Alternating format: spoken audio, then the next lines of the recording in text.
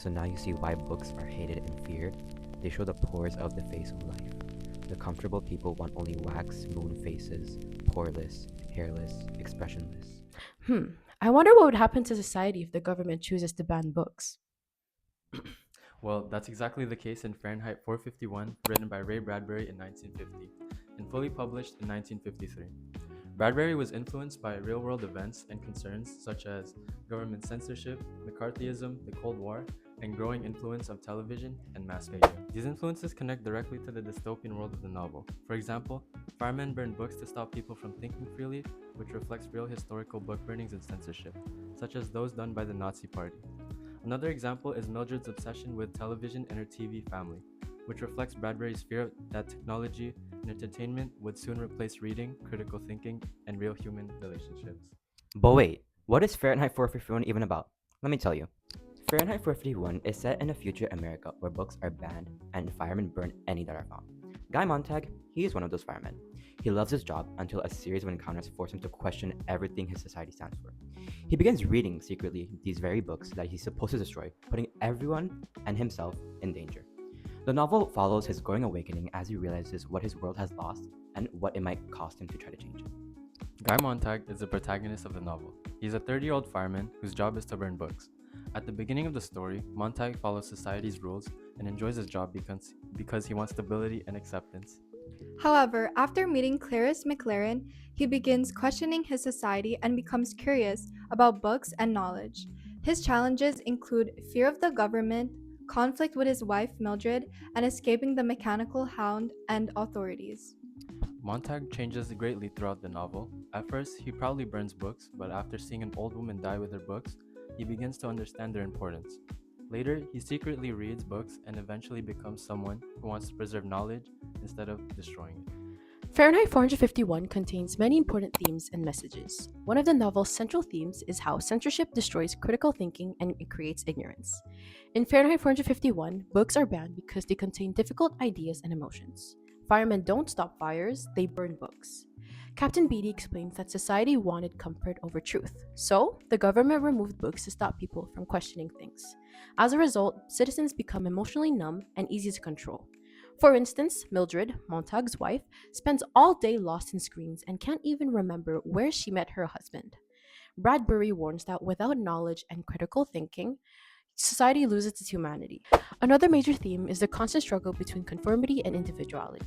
In other words, the battle between fitting in and thinking independently. At first, Montag blindly follows society and enjoys burning books. But Clarice, a curious and free spirited girl, changes him by asking one powerful question. She asks him if he's happy. As Montag begins to think for himself, he becomes isolated from society. In the end, the people who memorize books represent resistance and the survival of knowledge. Bradbury shows that individuality requires courage. The overall mood is dark, oppressive, emotionally hollow with a faint hope at the end. While the author's tone is somber, poetic, and almost mournful.